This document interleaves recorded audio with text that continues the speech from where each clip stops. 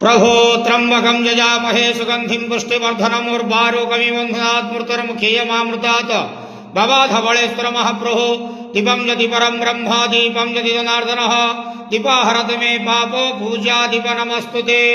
बाबाधवळेश्वर महाप्रभो संसार सुखी रखंतो आज शुभ शुक्रवार एकादशी तिथि रे समस्त श्रद्धालु भक्त मानक आश्रीपद करंतो मनस्कामना पूर्ण करंतो कर्म क्षेत्र उन्नति करंतो ग्रहरिष्ट मान खंडन करंतो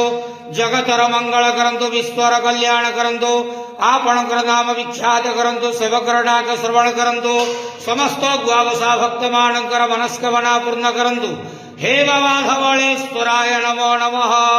संसार सुखी रखंतो आनंद गेवार हरि बोलो। आज एकादशी शुभ शुक्रवार रे समस्त श्रद्धालु भक्त मानक आश्रीपद करंतो आनंद गेवार हरि बोलो।